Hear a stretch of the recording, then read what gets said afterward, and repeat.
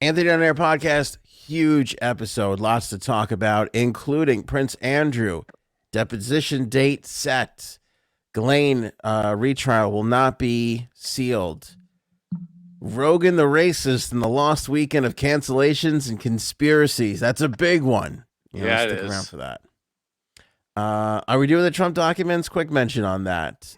Plus, here in the tri-state area, school mandates are disappearing. In Italy, they're rebelling against the mask mandates in restaurants. I'll explain that story.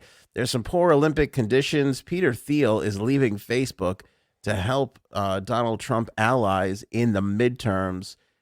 Some people have been asking for this, Frankie C. We'll talk about it now. The trucker convoy has reached a state of emergency in Ottawa, so we'll update you there.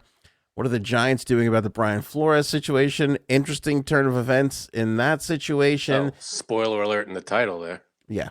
Okay. Plus some fan feedback. So big episode for you. Frankie C is here. How you doing, my man? Hanging in there. Starting the week. Let's go. Prince Andrew, deposition date set. Wasn't sure we'd see this day. I mean, I felt pretty confident about it, but there's in these cases, with Epstein, there's always that like element of like, again, we went to guilty on Ghislaine to hold on a second, we're gonna have a retrial. So that in another instance where it was like kind of pulled out from underneath us the rug. But here we go, March 10th, Prince Andrew will be deposed in London. Not sure where yet exactly, but lawyers for Virginia Roberts Giuffre will fly to London to depose Prince Andrew. He will sit, I believe, for 2 days at least and answer questions starting on March 10th. So huge first step in the... That's right around the corner. It's a month away. Yeah. And you know what's interesting too? Usually after depositions, there is an assessment period of we should maybe settle this thing. So I wonder what'll happen here. As we know, Virginia says she's not settling. We actually don't know when she's going to be deposed. That's obviously she's testified tons in cases and depositions, so that'll be a little bit easier to get. But certainly this will be something to see Prince Andrew sit for a deposition. What's interesting to me about this too is the paparazzi situation over there in London. Different ball of wax, obviously with Princess Diana and everything. Those people are ruthless over there. They're paparazzi. Haven't the laws been updated since then? I don't know. I don't know. I'm sure there had to be. I mean, people in the UK let us know because I'm sure since that incident with Princess Diana, I'm sure they had to reform some of those laws. But my point is he obviously, I don't think the Queen will let him do it in Buckingham Palace. So he's obviously has to leave to go to somewhere to do it. And I would imagine photos of him on his way into the deposition, whether he's walking into a building or entering through a garage in a car. I imagine those photos are going to go for top dollar on the... I bet they're going to chopper him in. I wonder what they're going to do. Yeah, because it's... Could you imagine to get that photo of him? Like I said, even in the car, him going into the building to get deposed is, I'm sure, going to be a lot of money. So I know the paparazzi are going to be all over that. So we'll keep our eye on it. But March 10th, we're about a month away from the deposition of Prince Andrew, and I'm sure it'll be taped, and who knows what we'll see of that. One day, yeah, we could wind up seeing that, which would be pretty amazing. You do wind up. I'm sure there'll be a documentary or something. It'll all be public record, I'm sure, right? Don't know. With civil, I don't know. Those things usually wind up making their way out, though. A lot of them, right? The Epstein one did. Yeah, there's a lot of them that get released eventually. So because the Freedom of Information Act, well, that's over here. Right, but the deposition, but even this is a New York court. I mean, just because they're flying somewhere, it's, still doesn't make a difference. Ghislaine update for you here. Let's do our Jumpstart Coffee read, though. 15% off when you order with the link in the description below. Promo code AOA15. We love Jumpstart Coffee because it tastes great. It goes for a good cause. 50% of their profits go to the Navy SEAL Foundation, which supports the Navy SEALs, their families, as they come back from their service to our country, guaranteeing our freedoms. And of course, the coffee is great. And it supports the Navy SEAL Foundation. So for those 4 reasons right there. I think 1 and 3 and 2 and 4 were the exact same. I think you're making that up. Okay. Alternative facts. But right. You can also save and subscribe when you sign up at, again, link in the description. You could say, hey, throw me 2 bags a month, and Jumpstart will make sure they get you 2 bags each and every single month with Navy SEAL-like precision, my friend. Right. And this code, the AOA 15, it's not a one-time code. Yeah. You just keep using it. You keep running that son of a bitch. Boom, boom, boom. 15% off every time. All the way. All the way, May. Order now, link in the description below, or hit the banner on the homepage of anthonyonair.com. Ghislaine Maxwell update. She wanted the arguments for the retrial to be sealed. That was denied. Judge ruling Saturday, I think it was. Over the weekend. Which is weird. Yeah, they do weird things like over the weekend. But anyway, basically her argument was, hey, if the juror didn't remember what he wrote down, why are we just going to give it to him? It's going to help him prepare a response instead of getting him in there and getting him questioned and figuring it out, in the room. Now you're kind of setting it up to be unfair. And the judge was like, no, we can let them prepare. That's unfair. So, and what I found interesting too about this is like her lawyers were basically like, well, we weren't necessarily going to keep this under seal the entire way. We just wanted it. It wasn't, Maxwell's lawyer said they do not seek to seal the motion indefinitely, just a temporary sealing to protect the integrity of any fact-finding process ordered by the court. So the retrial is going to happen. This is just what? This isn't something that we'll see if there will be a retrial. This is a precursor to the retrial? Well, I don't know if it's guaranteed just yet, but it feels like it's going to happen because either this juror left that question empty and people missed it, which I find hard to believe. That's a big one. Perhaps he lied about it. Maybe he wrote no. And if it was true, so I don't really know what's going on here, but we're going to get down to the bottom of it. That's for sure. So we'll get you the info. Make sure you're subscribed again, as always. I know there's a chunk of the audience that just loves hearing about Ghislaine and Prince Andrew, even though we do a ton more than that. But you always got to kind of keep up because if there is something that happens, if there's a blip on the radar, we'll throw it out. If there's not, there's not. Yeah, sometimes there's nothing for days, and we'll keep you updated when we got it. But we're not going to make up shit just to keep people around, But you always got to kind of keep an eye on it.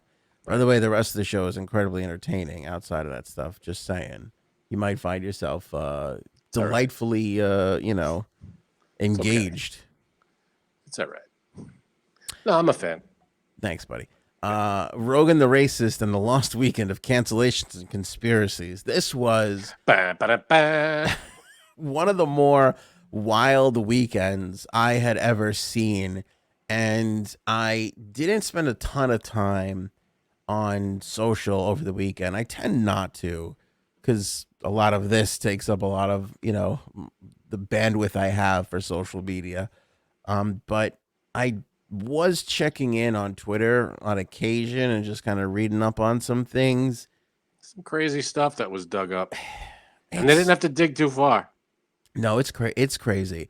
And I really feel like we've reached a fever pitch of just insanity, overreaction, cancel culture. Again, the reason why there's a conspiracy facet to this is the more you kind of peel this back, the more we find out. All right, so here's the facts of it all. And I'm going to go in the order that I discovered this in because I feel like most people went this way. And that's starting with Joe Rogan's apology. Because I had actually, background, heard him use the N-word on episodes before, but it wasn't at the top of my mind during this latest round of we need to, it's me or Rogan from Neil Young. It didn't jog the memory of, Joe Rogan's used the N-word. But again, like most people, because most people follow Rogan over the source of where this came from, which I'm going to share with you. So I got the apology first. Go to find out, and I could play you the clip. Do you want to hear Rogan apologize We himself? played it on the last one. Well, that was the apology for the Vaccine Neil stuff. Young thing. Right. This is the apology for using the N-word. Do you want to hear that? Sure. Maybe we'll just play a little bit of it for everybody. Because it's good to kind of hear it from the horse's mouth. Or the racist's mouth, you know what I'm saying? The horse's mouth. This is why he takes the I'm not going to say the I word. Or the racist horse's mouth. Because let's not act like horses have their own little racial issues to get over. They could. Clydesdales and any hoozles. It's the only one I know. Second consecutive week of Mr. Rogan apologizing on Instagram. At least he got the angle a little bit better this time around. Here it is for everybody. Hello, friends. I'm making this video to talk about the most regretful and shameful thing that I've ever had to talk about publicly. There's a video that's out that's a compilation of me saying the N-word. It's a video that's made of clips taken out of context of me of 12 years of conversations on my podcast, and it's all smushed together, and it looks fucking horrible, even to me. Now, I know that to most people, there's no context where a white person is ever allowed to say that word, never mind publicly on a podcast. And I agree with that now. I haven't said it in years, but for a long time, when I would bring that word up, like if it would come up in conversation, instead of saying the N-word, I would just say the word. I thought as long as it was in context, people would understand what I was doing. Like that context was part of the clip we were talking about Red Fox, how Red Fox said that word on television in the 1970s and how times have changed so much since then. Or about how Richard Pryor used it as one of the titles of one of his albums. Or I was sorry. He goes on, and maybe we'll go back to it. But I just want to say this, because there's a lot here, Frank. There's a lot. We got a long distance to travel. Right. But I've heard podcasts where he said it. And, you know, there is something to the fact that it's important to note, but as he says, it doesn't matter to some people, which is understandable. But it's important to note that he never used it in a derogatory manner towards a black person. He did use it in a talking about the word itself context. I will be honest with you, and people can call me a pussy for this if they want. It made me uncomfortable. Like, I thought it was weird. I could remember being in high school and white kids using that word with black people around, feeling super uncomfortable about it. I can remember being at bus stops waiting for a bus and hearing a white kid say it with black people around. And it's like and looking at cringy. Like it's very Super. uncomfortable. Super cringy. Yeah. It's very uncomfortable. And anyway, like I remember when he said it, and I think like he got the reaction out of me that he was looking for, which was he's not going to be censored or told what to do. And even in this context, like he wasn't, he was a podcast. He still is podcaster, outside the lines guy, and nothing's going to stop him from being that sort of uncancelable renegade, up to and including the N-word, which I thought at the time, I don't even know if we might have talked about this before. I don't even know. But if we did, I would have probably said it was a little uncomfortable. Because, and the reason why I say that too, and speaking of which, let's bring on a person who's used that word more than anybody I know. That's just jokes. Yikes. Just jokes. She doesn't use the word. But anyway, I remember at the time thinking to myself, well, he could have just said the N-word and avoided a potential future problem. And he didn't. No. So that was my thought process at the time. But again, he wasn't saying it in an aggressive or hateful manner. It was more in the term of when discussing the word and how I get powerful that. it was, he would say the word versus Yeah. saying the N word, which is what a lot of people have become accustomed to saying. I I get even that. think there was one conversation where he was saying how there doesn't really make a difference whether you say the N word or the actual word because everybody kind of knows what you're talking about. And I Yeah, don't, but it's a I sign mean, of that's, respect to not say it. It shows respect and agree. understanding And that. I think that's what he was saying there when he said, in his opening statement there, I which forget. I we just forget heard. who it was. I got to look up the actor. It was on a talk show, and someone was asking him about it. Let me just see if I can get the name of the actor. It's on a talk show, and someone was asking him about it, and he was like, "Well, what's the big deal about saying the word?" The white interviewer was asking him. I forget. Let me. I get the Asking actor Rogan? right. No. Different. Whole different thing. Um, this was a black actor was on the show with a white interviewer, and the white interviewer says, "Well, what's the difference? What's the big deal about just it's a word? What's the big deal about saying this word?" And the actor said, "Well, go ahead and say it now." Ah, Oh yeah, And wasn't that you remember recent? that? Yeah, it was. It was pretty recent. And the interviewer was like, "No, I'm not going to say it." He's like, "Why not? It's not a big deal. Then why can't you say it?" He's like, "No, I'm not going to say it."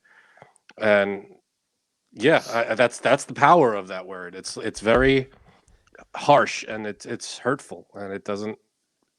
right. It's nothing good comes out of that word.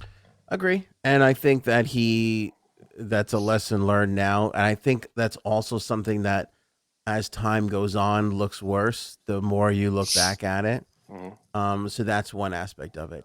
The other aspect of it is this is a 30 some odd second clip of 12 years of nonstop talking. You know what I'm saying? Like when you Yeah. take any 12-year body of work, you could make it all look horrific in a 30-second Yeah.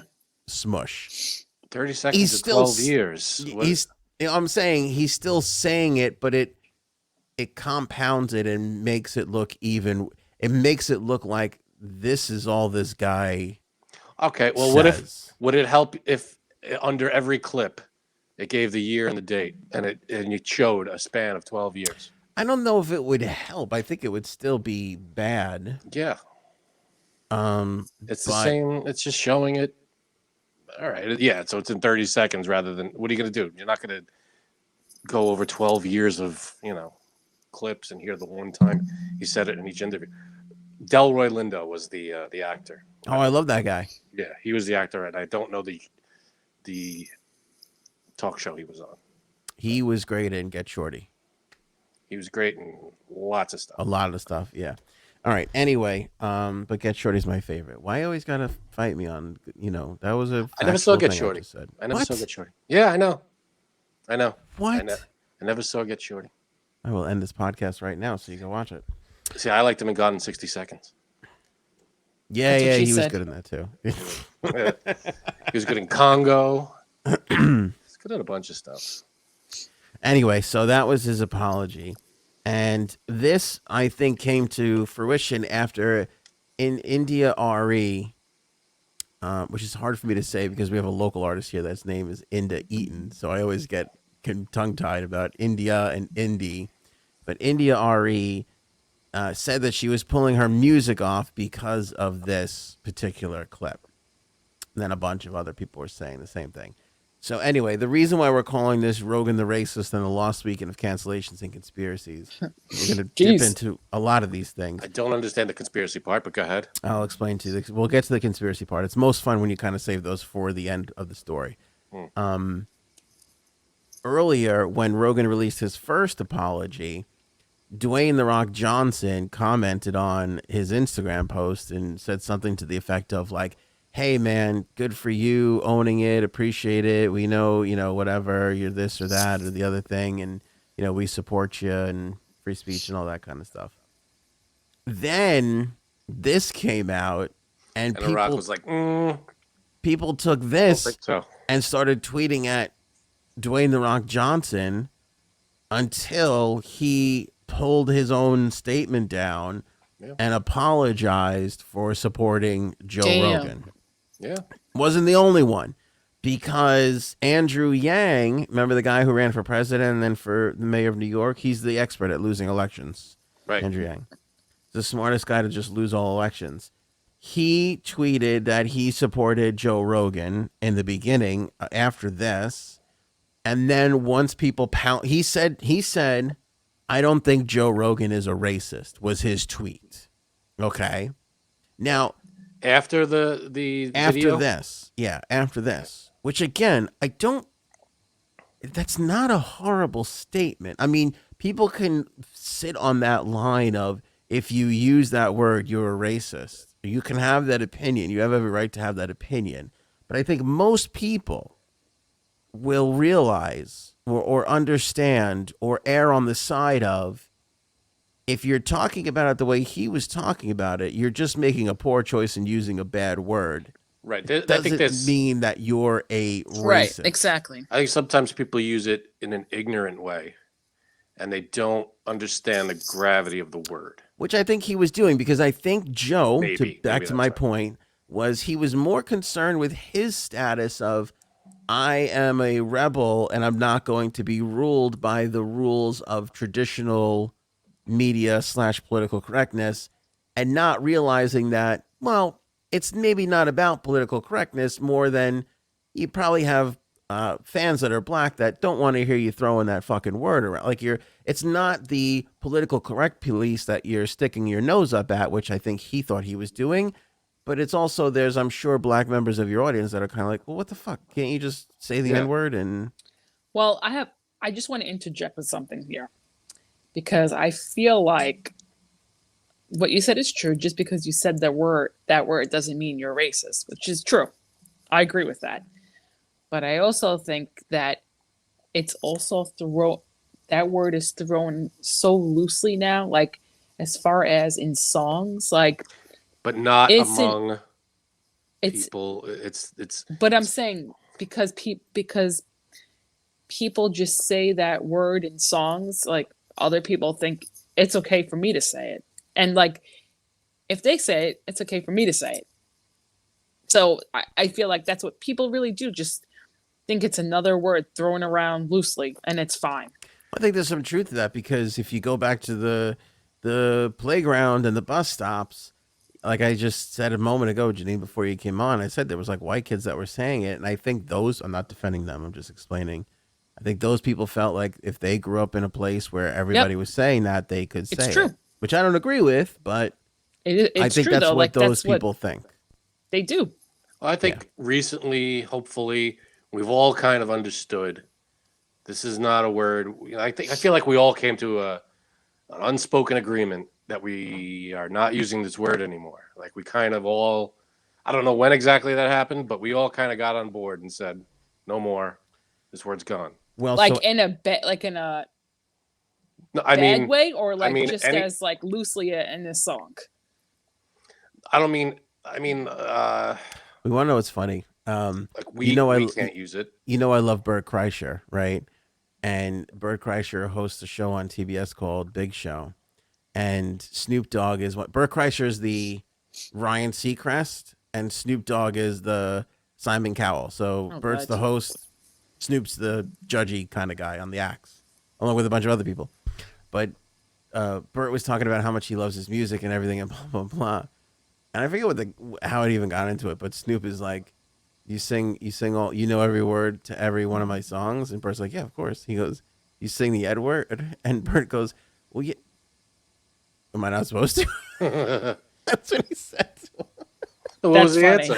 And Snoop Dogg is like, no, you're not supposed to. There you go. You're not supposed to. And Bert was like, you know, he's like, I don't say it in public. He's like, but if I'm in my car, you know, and I'm singing along and whatever. Anyway, back to, I thought that was a funny Bert Kreischer moment between Bert and Snoop Dogg. Not that Snoop had a ton of animosity in that moment. No, I'm sure he didn't. Anyway, back to Andrew Yang. So Andrew Yang tweets, I don't think Joe Rogan is a racist opinion.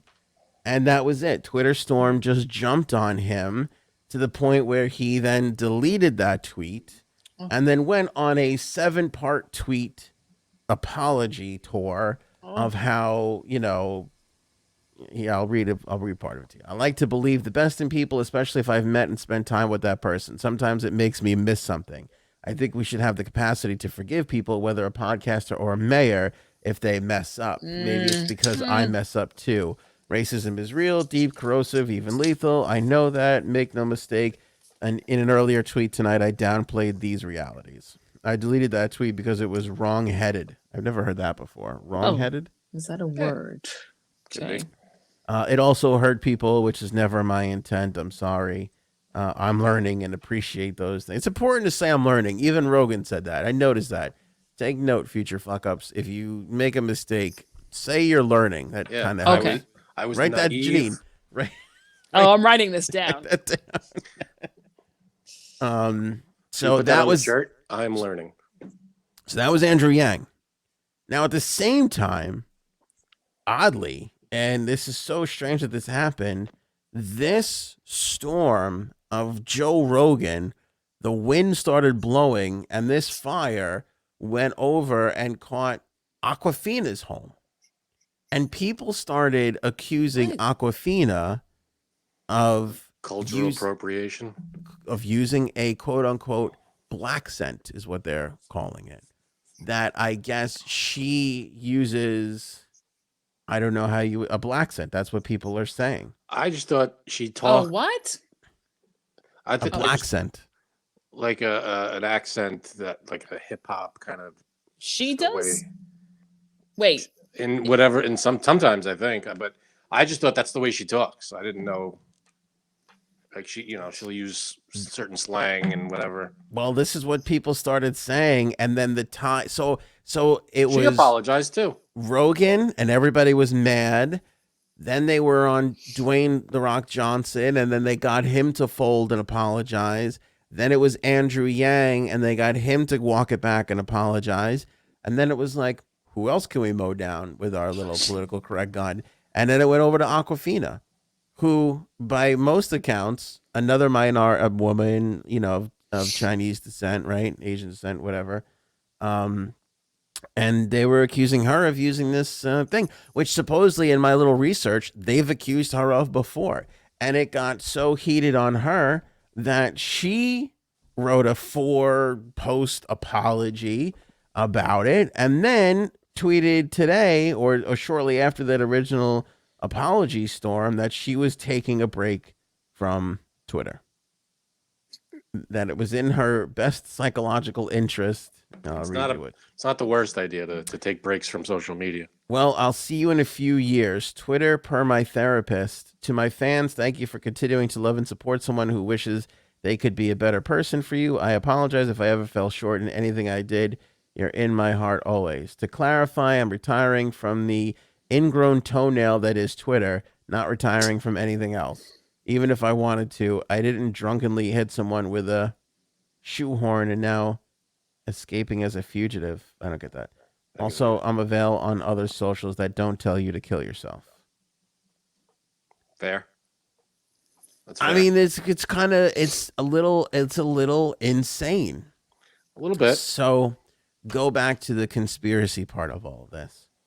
So I started seeing some messages come in to the Facebook page, and which I should never do. I clicked on it at like 11:54 last night. I'm like in that I'm not going to go to bed at 1:00 in the morning. I'm going to go to bed at midnight modes.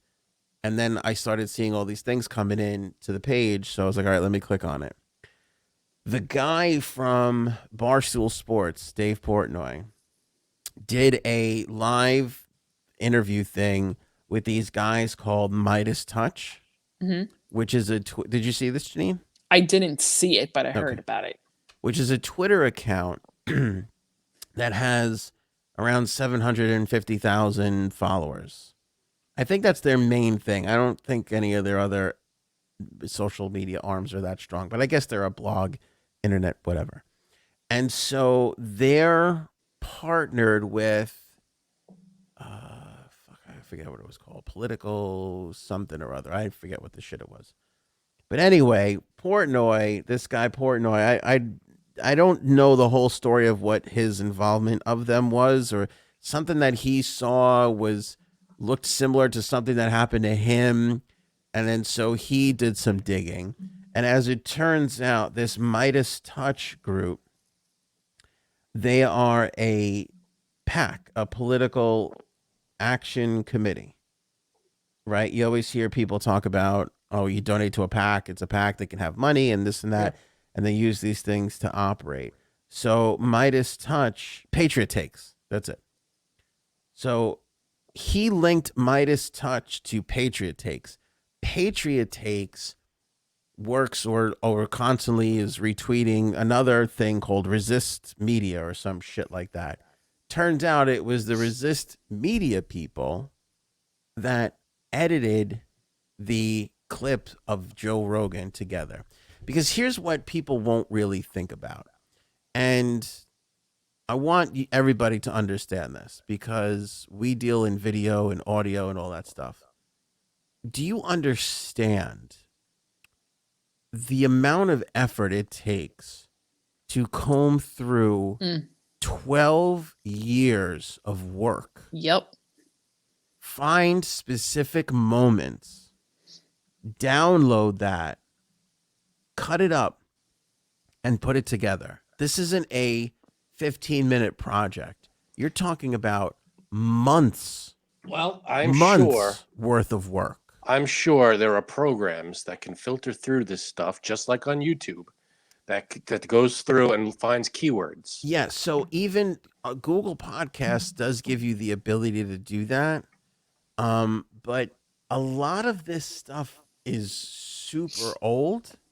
Yeah, but that And doesn't mean it can't be run through this kind of format, this kind of program. I don't know. I mean, As long as it's audio, you can run it through. I think it's kind of hard to do that. I mean, maybe even think if someone sat there and listened to 12 years of podcasts. How else would you do it? I mean, even if you had This way. a program that could do it, even if you had a program that could do it, I mean, that's still a large amount of work. Yeah, I mean, what I'm thinking is they took all the audio that they could find of Joe Rogan. Frank, even if you're scanning a 4-hour podcast, there's 12 years of. I mean, he does 3 or 4. Well, how long? I don't know how fast these things operate. Like these programs that would go through audio. It's probably not real time. It probably doesn't sit there and listen to it in real time. So, like, if it's a year's worth of audio, it'd probably get that done in an hour. I know there's programs that will take your podcast and turn them into text. I know those exist, but I think you have to. You have to kind of like choose that. Like, I don't think people can just get it.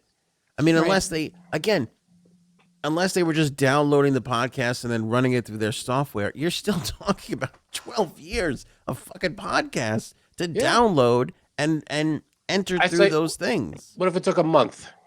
That's not unreasonable. Okay. Even if it took a month, let's settle on a month, which I think is really insanely low, but I'm even happy to go there. Like, that's insane. Somebody had to fund that. Somebody had to pay for that. Somebody had to put the time in to do that. That is a considerable amount of work. So unless someone knows Joe Rogan's show, recalled hearing that and said, this is worth checking into. It's not like they just randomly said, you know what, let's look at Joe Rogan and go through everything. Someone who's never heard of anything. I'm sure maybe there was someone there who was like, I recall shows where he said stuff like this. Either way. Maybe there's more of it. Yeah. So it's not like it's it would be a pointless, like, it's not like they're doing that to Tom Hanks. So let's go through all of Tom Hanks audio. There's no reason to, most likely. They should. That Hanks is a racist son of a bitch. I just know it. I feel it on my bones. I hear you.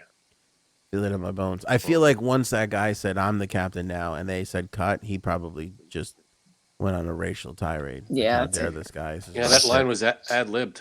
This is my movie. Yeah, and that was the thing, too. That guy fucking took him to acting school, and I don't think he liked it. That was an ad-libbed line, and they kept But Anyway, even if it was somebody like, you know what, I remember Rogan used the N-word once. Let me see if he used it, other times. That is still a considerable amount of effort and work. Yeah, but you know what? A girl did it. That's possible. A woman said, "You know what? I'm gonna find this. I'm gonna find this son of a bitch. I'm gonna find this. I'm gonna find the girl with the shoes from high school." Go ahead. So It's even a lot of fucked up stuff, though. I mean, they found a lot of fucked up shit. So consider that, though. I mean, I just want everybody to understand how much work that. Just take a look at how many highlights this podcast puts out, and you'll see with the lack of highlights. Just should tell you how much work this really is to do. It's a lot of work. Well, we are dangerously understaffed. Yeah, that's true, but still. And we can't find Tim. I don't know what happened to him. He was here one day, and then he was gone the next. He might be dead. I don't have no idea. Possible. Done.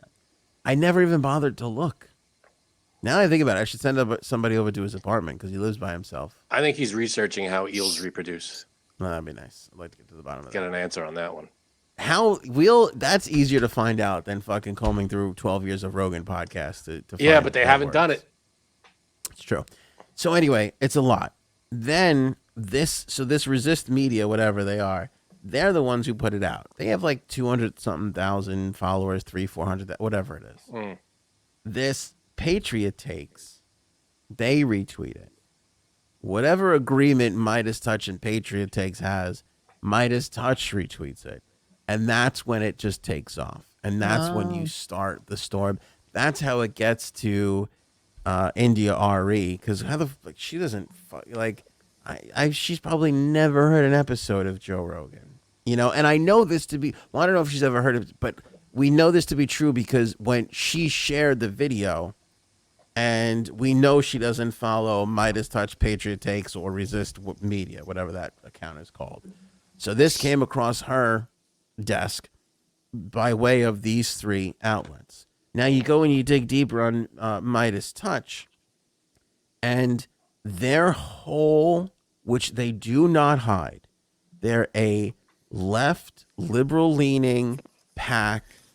Their whole agenda is to, further the liberal democratic agenda. And the sole reason why they're partaking in this is not for racial purposes. Because, by the way, Midas Touch, started by three white guys, three brothers, okay, is to get Joe Rogan. How do you know it's not for racial purposes? It's not. Because so Portnoy did this thing with them last night, and they basically were in there answering questions. Now, from what I understand, because I saw 90% of it, okay? And there's a really interesting caveat to this too.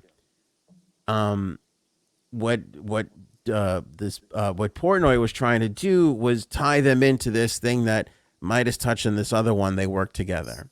Now, these Midas Touch guys were saying that's not necessarily true. But when you go to this Patriot Takes Twitter, I mean, in their Twitter bio, it says partnered with Midas Touch. Oh. That's the only thing in their Twitter bio. Okay. And these Midas Touch guys were like, yeah, well, that's not under our control. We don't, we're not. And what's the Portnoy was difference? focused on that. But I thought that's where he kind of fucked up, because who cares? That's what I'm saying. If they are. It doesn't really even matter. I mean, I guess it makes the conspiracy theory stick more. But whether they have a handshake deal, whether they're just scratching each other's back, or whether they have like a signed partnership or whatever, I don't think it matters. The point is these guys don't give a fuck. They're not there to expose a racist person. They're there because this guy is saying things that they don't agree with, and they're going to further their agenda by trying to silence him, and they're going to use this thing to do it. Now, don't you find that to be a tad on the disingenuous side? I find it to be because their whole argument, even if that is their goal, they still found something. It's not like they didn't find anything or they made something up. I understand that, but they hit. But they're not trying to correct the racial problem in America. They're trying to get somebody who doesn't agree with them to shut up. Yeah. I think that's a major problem. If this was a natural evolving thing where people who were genuinely offended of African American descent, black people were offended by this, and this kind of grew and came out of this organic thing of like, I'm tired of tuning into my favorite podcast and having to hear the N word, that's a different story. Well, the numbers will show that. If people are genuinely offended by Joe Rogan and his past, then his numbers will go down. That's Agreed. the true barometer of Agreed. how it's affecting the public. But these guys sit there and they go, you know, we have freedom of speech and it's our right to point this out. It's our right to take 12 years of work and surmise it down to 30 seconds. What's the difference? What if they put 12 years of work and surmised it into 30 seconds that was positive? Is that not fair either? But that's not what they do. And yeah, that's a great point. And it is exactly what they don't do. They're not, that's not their business. Their business is, how do we shut up those that are directly opposed to what our political agenda is? And that's fucked up. It might be fucked up, but there's people on both sides doing the same thing. So what might be the best part of the whole Portnoy Midas Touch podcast, two things.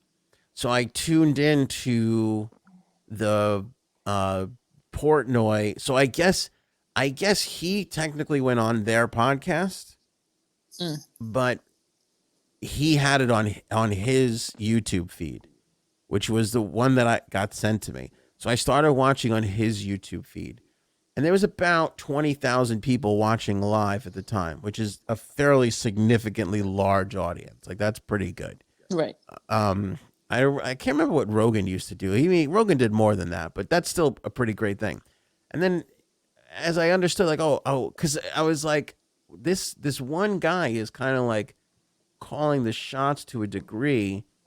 Let me look up this Midas Touch, and I realized it's on their feed as well. So I was like, oh, he's on their show. I get it. So I go over to their YouTube channel. There's 1,000 people watching on their channel. Right. So that goes to say something about the significance of Barstool and where that is as far as cultural impact goes. So that was one thing I found pretty interesting. The second thing is Portnoy. I don't know how. I don't even know how true this is or what it is. But they talked about the N-word because Portnoy last year was accused of using it as well, too. And he also used it. He's apologized for it. He explained what the context was. We don't have to rehash on if it's context worthy using the N-word. But he says to the guys, he goes, you know, he basically threw the glass houses argument in, which is like, you guys have never, you know, used that word or in context or not context. That doesn't matter to you.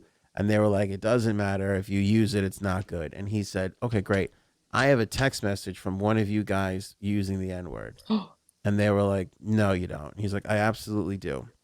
And I forgot what the name is that he used, but he said, are any of you associated with Alexis or whatever he said. And they fought it off for a good 5 minutes, but he wouldn't let it go. And sure enough, one of the guy's fiance's name is Alexis.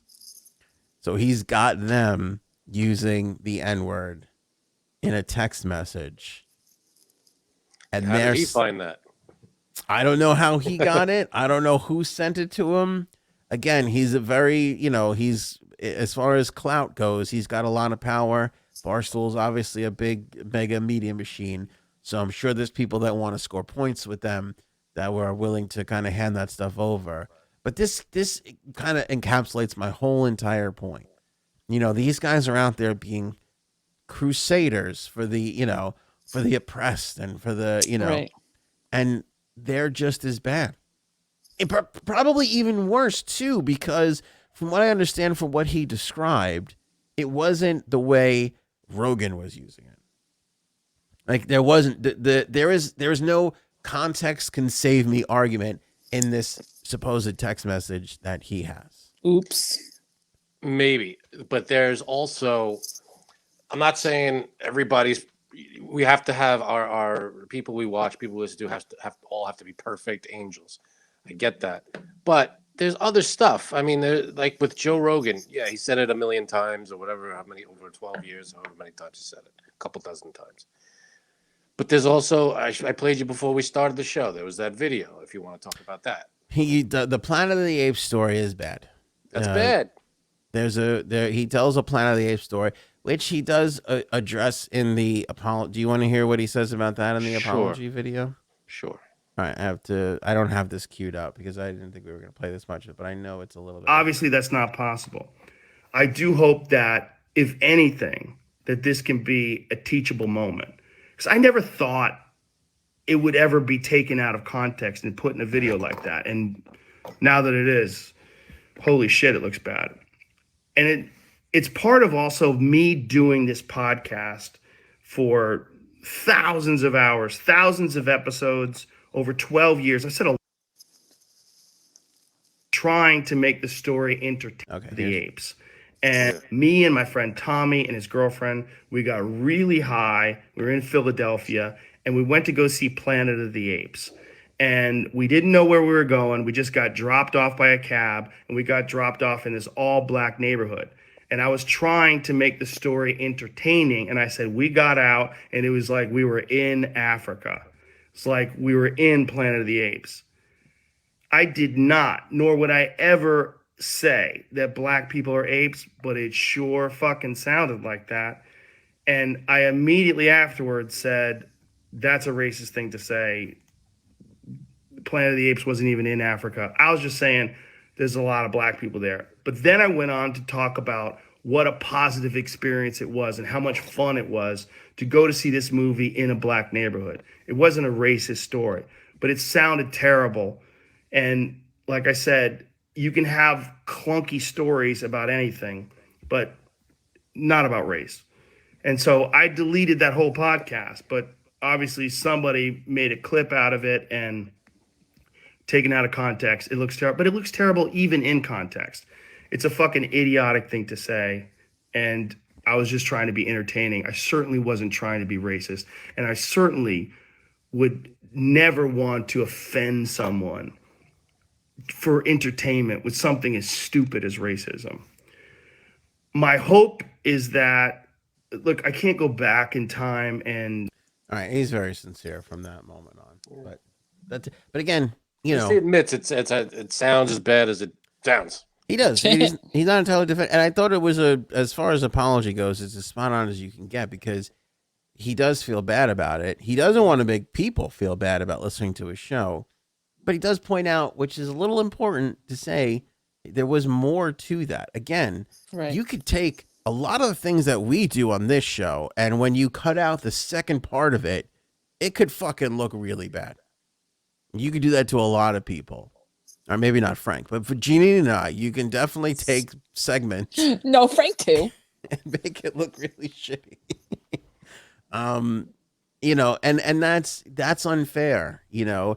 And again, I'm sorry, but as an entertainer, and you both know this, when you're even people who aren't entertainers, this is why the fish is this big in the story, right? I mean, we all do that little bit of exaggeration to kind of drive home that point to make the people around you laugh. Now, I don't do it with racial shit like that. He does. He's a different animal than I am. He's a different animal. He's a way different animal than Frank is. He's a different animal than Janine. You know what I'm saying? Like, it's a different thing what he does, what Chappelle does, what all these guys, you know, comedians. You know, it's true. Who's the girl that was great? Judy Gold? Not Judy Gold. Who was the one that was always on Elvis Duran? Judy Gold was the daughter in Growing Pains. No, but Judy Gold is a comic. But there's another one. She is a comic. I'm not thinking of. Shit. I don't know. She's got the short hair she's doing the 80s thing now. Fuck, I can't remember her name. Anyway, you would all know her name if I said it. But that's what they do. And you know what? Much like baseball players, you don't always make contact. Sometimes you swing and miss. Sometimes you swing and miss and fall down. Sometimes you swing and miss and fall down and hit yourself in the face with the bat. I know. All part of it. It's a fine line to tread on because you say one thing wrong, it makes you look terrible. I mean, that's you try to do it, and you try to walk that line, and you might come off as a Don Rickles type that everybody loves no matter what he says. Right. But then you fall on the other side where you say something fucked up, and it's not part of your shtick, or it is, but it's like a small. There's no real way to gauge it until it shit hits the fan, and you're like, oh shit, I shouldn't have said that. I mean, but so the safe way is to avoid shit, talking about shit like that. There are topics you can steer clear from if you want to do. I mean, I know playing it safe is not. Yeah, it's might not hard be though. With entertaining. comedians. It is. It is, but there's also ways, that you could. There are other things. You don't have to. I know I'm going to sound like a jerk, but a comedian doesn't have to. Choose something else. Go after, make something else funny if you have to. I'm not. I don't know. Look, hey, that's it's hard, you choose to not go down that route. A lot of people don't. Yeah, and some people do, and very few can do it. Like, exactly. Very, very, very few can do it. But that's their job. Some of these comedians, that's kind of their job, is to skate that line, whether it's racial, sexual, and some people try to jump over it, and it does not, and they get just catapulted back. It happens. Nope. Everybody goes, nope, not you. But my point is, and before people accuse me of being a crazy Joe Rogan apologist or whatever, my point is that we're not all perfect, and it's not all cut and dry. And this idea of again, it's the don't throw rocks if you live in glass houses. Now I don't have a racial glass house to live in, but I mean, I know my flaws. I know where I fall short. We sit here and we talk about what did Eric Adams just do last week? I mean, he didn't just do it last week, but the video surfaced last week. So it's kind of like I know, and I've always said, but I hold him in a different light because that's what I'm saying. He politician. is a different light. Yeah, it is. Well, he's just as flawed as anybody else. But I was going to say, like, we sit here and I go, oh, this girl's hot or this girl's beautiful. And fucking, I'm in the biggest looks glass house that there could possibly be. It's not racial, but you know what I'm saying? So it's like, right. I'm aware, that we all have these things. But that's my point, is that you got to be a little forgiving. But what bothers me, it really angers me, because if Joe Rogan, look, if somebody digs up a tape of Joe Rogan pulling a Mel Gibson, like Mel Gibson's a great example. Different story. That right? Dude's a racist. Fucking guy's a racist. There was shit deep down there that came out in a heat of anger. Even if you want to say it was the alcoholism and blah, blah, blah, it's in there. It's in there. And you know what I'm saying? There was no reason for it. Who's the guy who owned the Clippers that they made him sell the team because he said all that shit? Like, these are people whose minds you need to change. Rogan was wrong, but that was racist shit. You know what I'm saying? And the fact that, like, I would imagine that there's probably a fair amount of people that would be annoyed with this too. That it's like, you're taking a cause that is serious and you're just trying to turn it into your fucking political gain. These guys don't give a shit. No. And and I'll tell you something else too. Portnoy is wrong if he doesn't put that fucking that text that he has out, because he really should, because he's holding on to it now for what reason? I mean, he talked about it. Well, if he puts it out, is that him working in a just a vindictive political, putting someone down way, or is it actually doing something to help racism?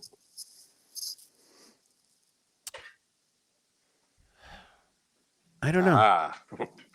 I don't know, but I feel like what it is now, I don't know. It just feels wrong to me. Like you want to talk about Aquafina with cultural appropriation.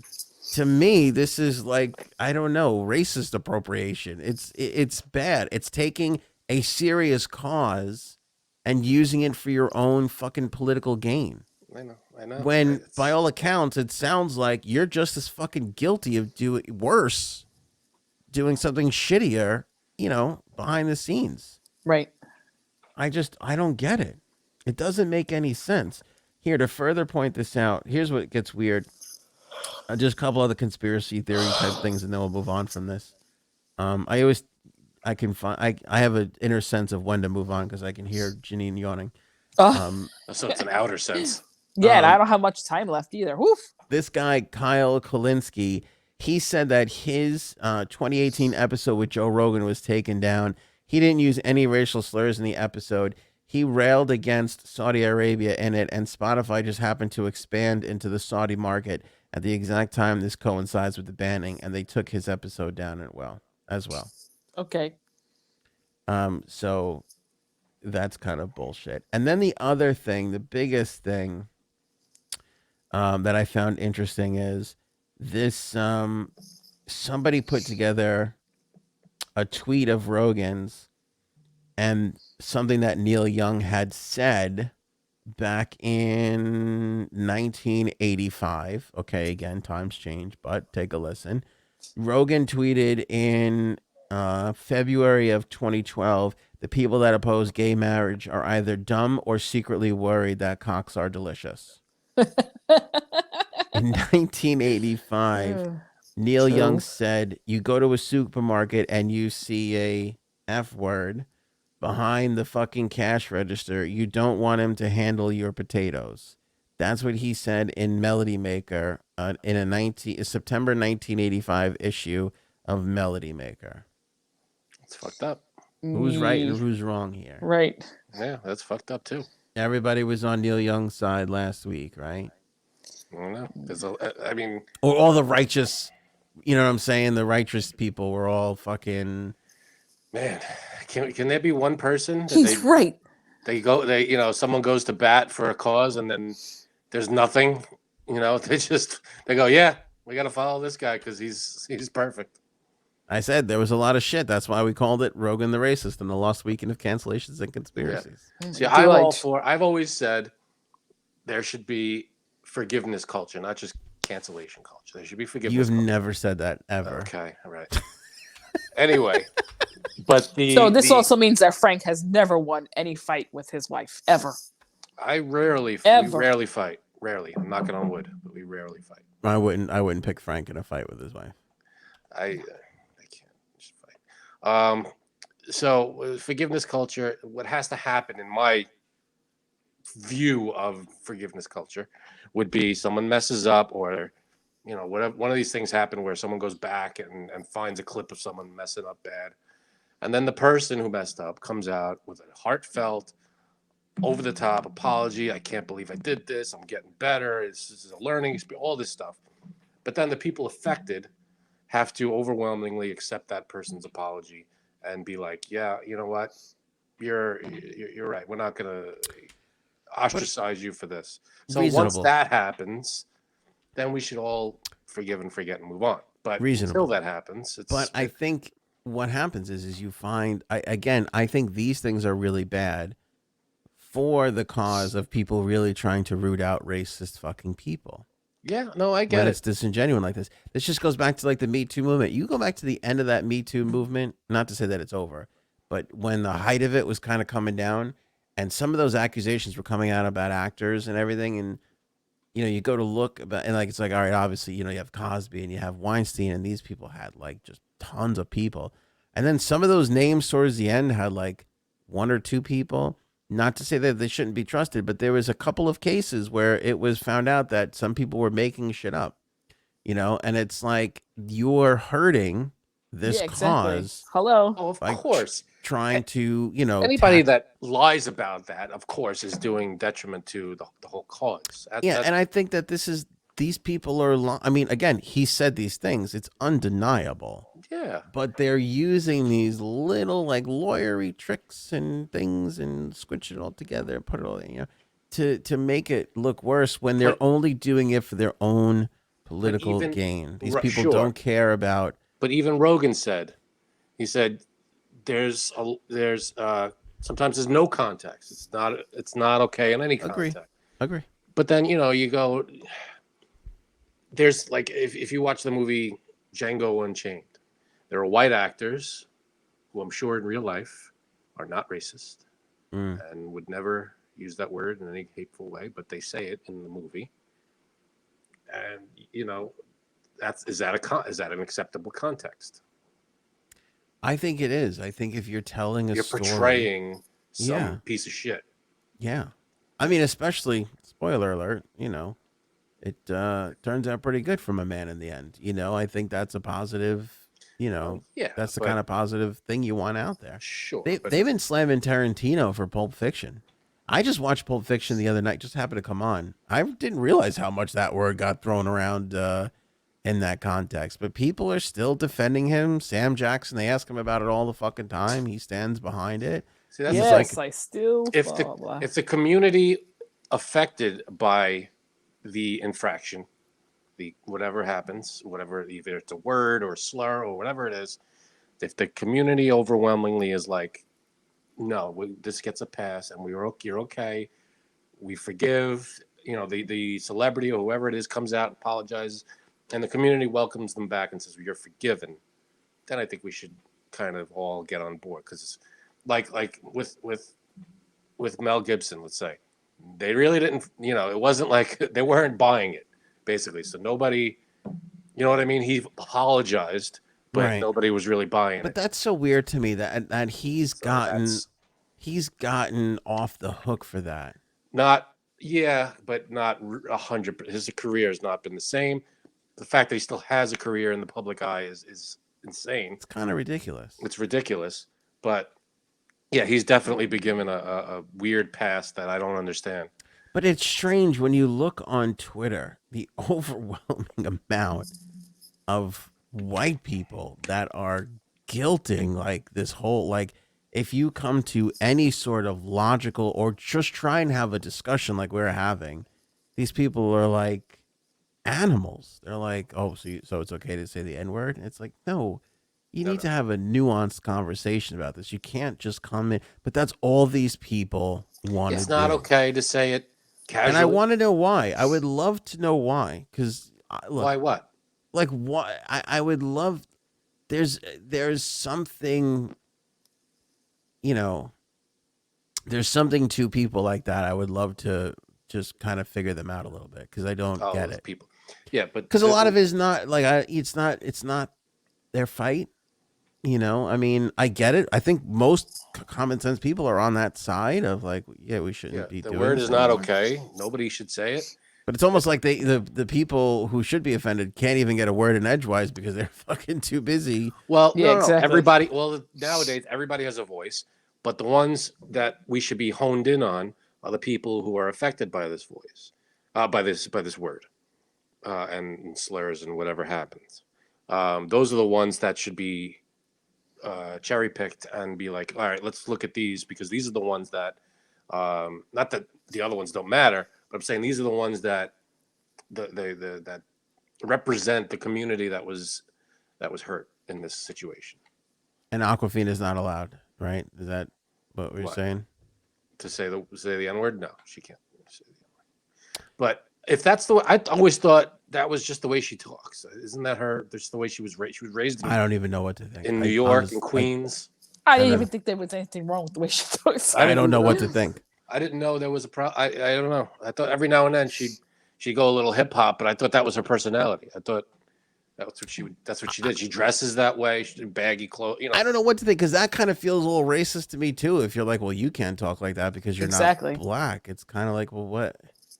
You know, I don't know. I don't know. That's why I don't understand the Aquafina thing. I get cultural appropriation. I understand that, you know, this isn't your culture. Why are you're misrepresenting it or whatever. The argument that goes along with that. I get it. But with Aquafina, I thought that's how she grew up. I thought that was her personality. I didn't think she was putting on a fake accent. clue. Or I thought that's just the way she talked. No clue, my man. No clue. Lots of other topics to go through. Not going to take too long. Probably Interesting have to leave after this one. Go ahead. interesting to see what's going on here. We've been talking about the mask mandate stuff in schools and everything else. So today, New Jersey Governor Phil Murphy detailed a demasking plan in schools for next month. As the state is showing a less than 1% of pupils tested positive for COVID-19. That's great. He's going to rescind the statewide order on March 7th. not to be undone. This is like our little brothers. So first of all, New York's the most important state, just in case Right, people. obviously. We have a lot of People are people confused outside of the about country, that. right? So I want to explain something. New York's the greatest there ever was, Right. and so Connecticut and New Jersey and even Pennsylvania. Sometimes they fight for our Massachusetts. love and affection, right? Right. So Phil Murphy says March 7th, and then just to kind of like, oh, I have to do something now to get Daddy to love me too. The Daddy, love governor me. of Connecticut said, well, we're going to get rid of our mask mandate on February 28th. Well, Now, so there. I feel like Pennsylvania is going to chime in and be like, oh, yeah, hold my beer. February 21st, we're going to get rid of ours. But I don't know. I don't can't. think that they actually have one in schools Oh, maybe not. I don't know. Where in in Pennsylvania? Pennsylvania right now. I don't think that they No. they still do. Perhaps Yeah, each not. state has a different thing going on. But it seems like the pressure is on for Governor Hochul and also Eric Adams to, one, not use racial slurs, and two, get rid of the mask mandate. Yeah, in schools. general rule of thumb: avoid racial slurs. Yeah. I'm worried that once we pull the masks off the kids, all they're going to do is use racial slurs because they just feel that See, freedom. that's another reason. Crackers, cracker. That's another reason to be pro-mask. Just block block it. You block the slur. Yeah. Something interesting in Italy too. They have a there's son of a bitch, where is it? Here it is. There in Livorno, Italy, restaurants are requiring COVID passports. Okay. So in response to people being upset by this, nobody was dining in the restaurants the other night, but they all brought out food to eat, their own food. They all brought out their own food to eat in front of these restaurants that are being required to have these COVID passports. I'll show you. I'm going to make food and then just eat it in front of you. Yeah. Okay. Well, you can't beat grandma's meatballs. Everybody knows that anyway. Right. So That's true. I wonder if I've never been to Italy. I hope to go one day soon. I wonder if like the restaurants in Italy have like that. I'm sure it's all homemade. Hopefully. Yes. So there's the restaurants that are empty, and then if you look across the street here, I don't know if you can see. Look at all these people that brought their own food out All right. So is this just one area, one block that kind of? in Livorno, Italy. Yeah, Okay. yeah, and all these people came out to eat in front of these restaurants to protest the COVID That's passports. pretty funny. Credit to Wittgenstein on Twitter for posting this. So what is a COVID passport? It just shows you're what, vaccinated or Your vaccine card, the thing that you got to show when you go card. sit, Okay. Yeah, I guess eat so. in the city. All right. I guess so. We'll see how long but that. the reason why I kind of bring these kind of things up is it feels like even the hardest of hardcore people that were still like, well, we have to have this and we have to have that, and there's still a threat out there. It feels like even they're starting to move. Well, Yeah. we don't know who those people are. Which side of the fence those people are on. Are they not vaccinated and just protesting not being allowed in? This guy did not say. Or are they vaccinated and saying enough already? I would guess that it is because I'm looking at a photo of other people doing it. My guess is with the amount of people that are doing it, you probably have a good mix of both. I don't foresee this being Yeah. one side or the other I issue. think, I think so too. Because I feel like if you're vaccinated, you just walk in and be like, yeah, I'm here to eat. Yeah, but then there's people who are vaccinated, fine, but they still think it's unfair. I think the point is, vaccinated or not, I think the point is overall, I mean, people have been over this for a long time, but I think we are at the extreme point now where people are like, it doesn't matter anymore. If it's, if these things aren't, if I believe the vaccines work, Frank, you know that. Yep. I'm vaccinated. I believe people should be. It'll save a life. I believe that. But I think if we are all in, I shouldn't say this. I think that it's universally understood now that the vaccine doesn't prevent transmission. So it is solely a self-preservation thing. And then if that's the case, then there's no point in having any sort of Yeah. restriction in place anymore. You know, if we Right. haven't figured out how to stop it, but just lessen it for those who get it, then there's no point then in requiring these things But that it's- aren't doing but what that's we not the originally full thought truth. that they set out to do. That's not the full information. Full information is if you're vaccinated, and let's say you and I are vaccinated, we get COVID, and we happen to give it to Janine. The COVID we gave her, Well, first of all, we've It's tried. gonna- Let's not act like that's we true. didn't try this once before. the COVID we give you, Janine, would be less severe because it has a lower, I forget what the viral load, but Viral that's still load. not true though. Let me That tell you. is Let me absolutely explain. true. Wait. Let me say something Okay. too. It Janine, is. Why do you hold say on. it's not true? Hold on, No, Janine. no. Why you just made a claim? Because Why- I've seen it with my own eyes.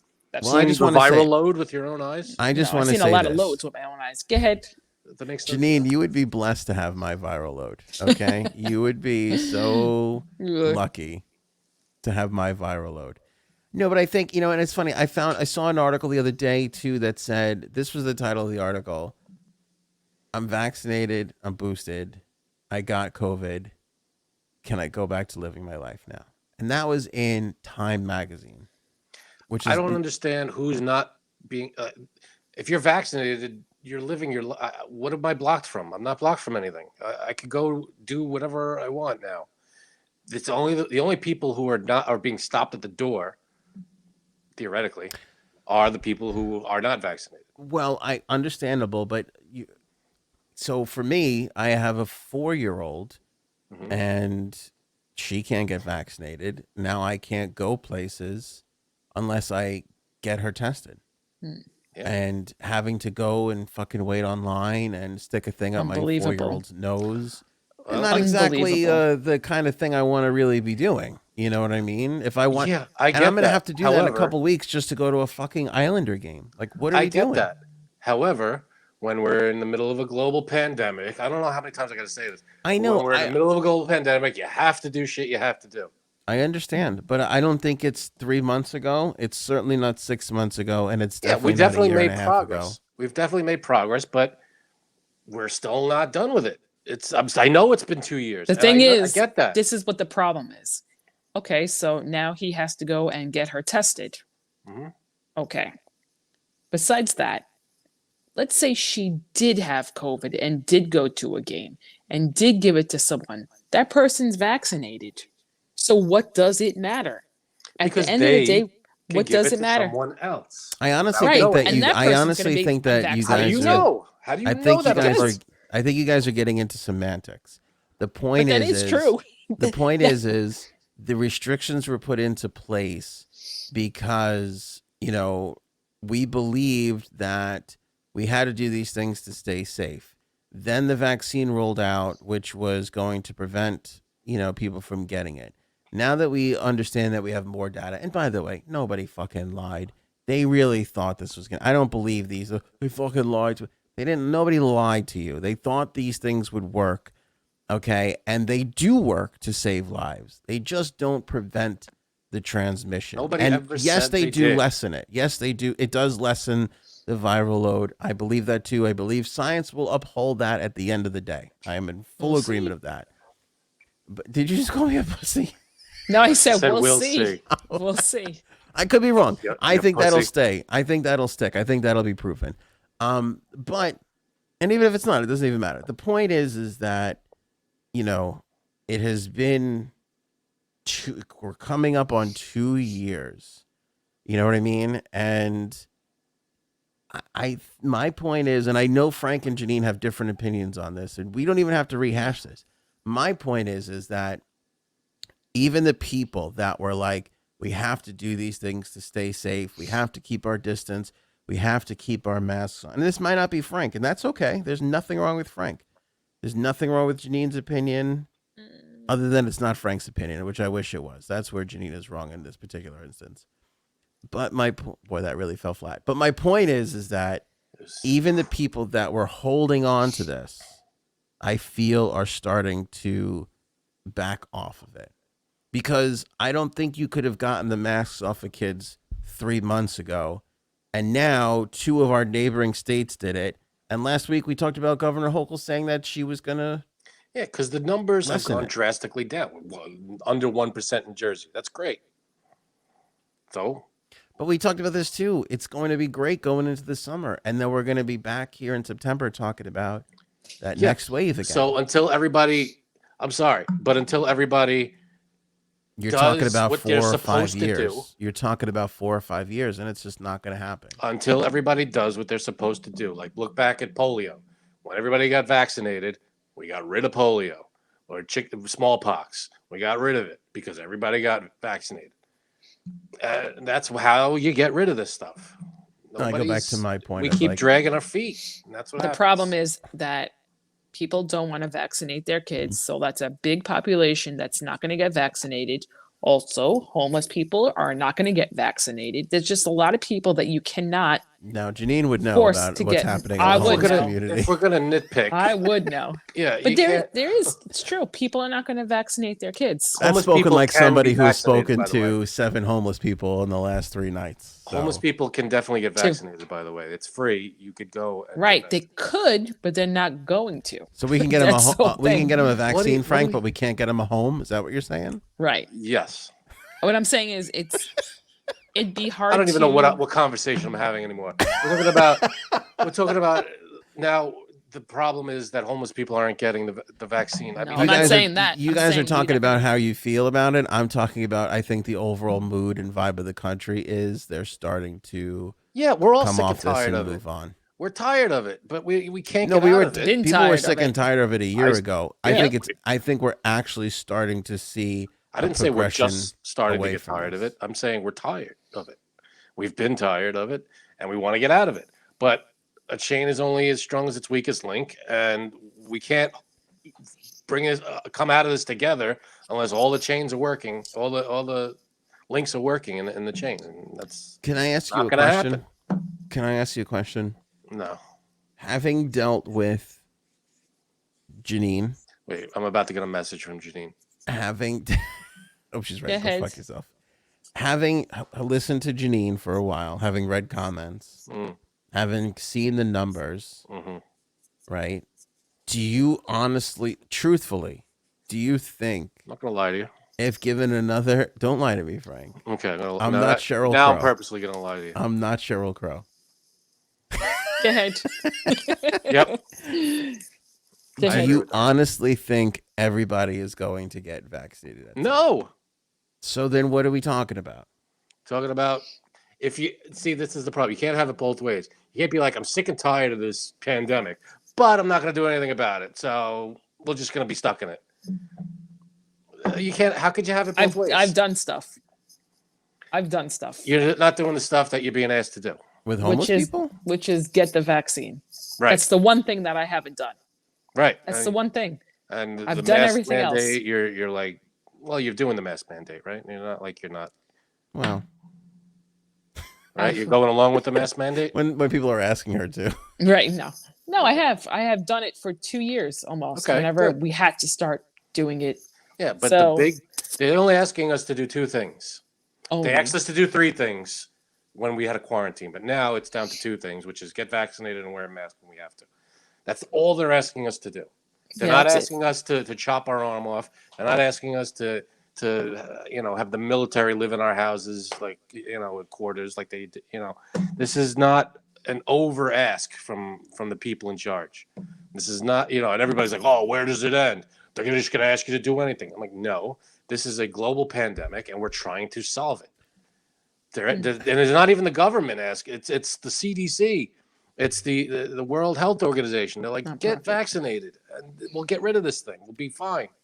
I've seen Janine use a mask to leave Yeah, a nasty note sure. on a poor Parker. So let's That's not act true. like she hasn't done her Don't part. park stupidly.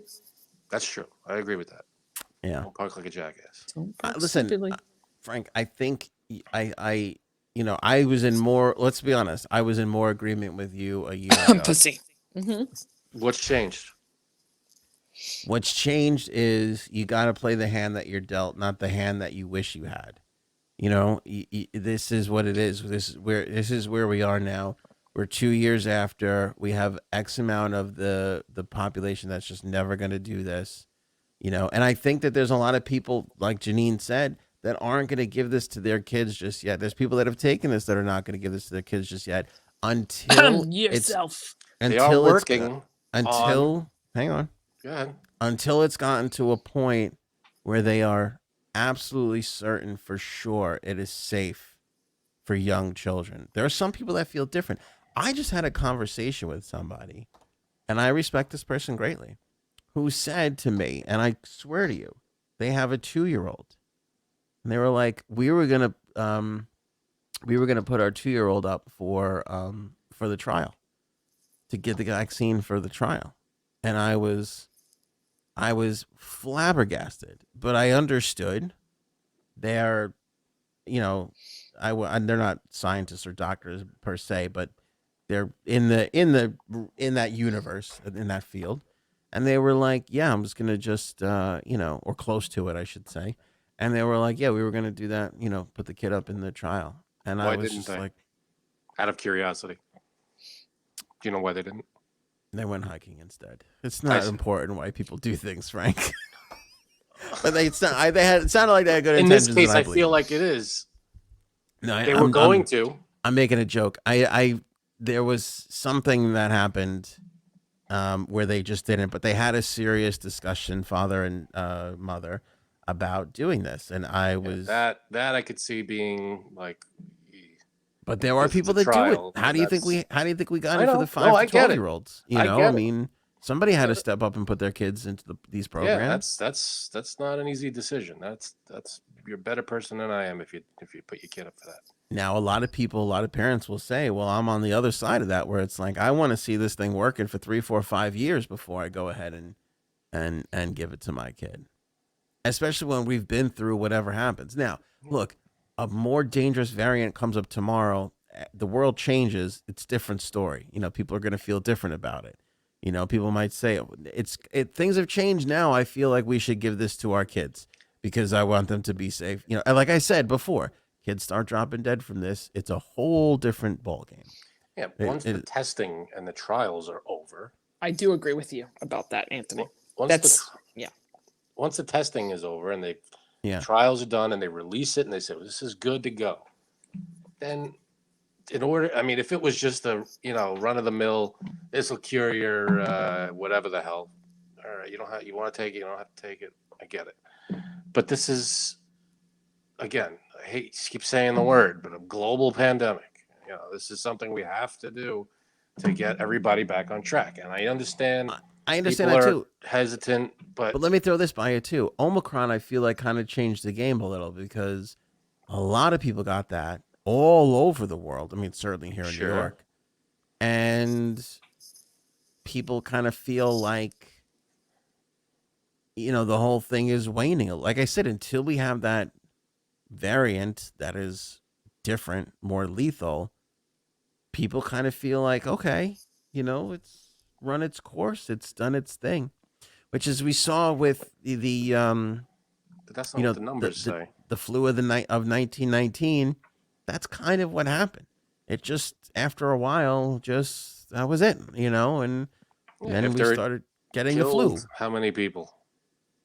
Well, that was a lot of people, but they didn't have the science that we're better off now because of the vaccine and because of the medicine and treatments in general. We're better off because they wore gauze masks and we knew, okay, it took us a while to get to the N95 thing, but we got that and we know that one works. So in 1918, it was, 675,000. So more people died with this than the flu in 1918. Right, but that was over the course of 5 years, 4 years. There was four or five waves to that one. 1918 to 1919. No, it was longer. It was a little longer. I'm looking, but I'm looking. Maybe I could be wrong. There was like 4 waves to that one. But anyway, my point is there was no cure because it was a virus. It just ran its course through society.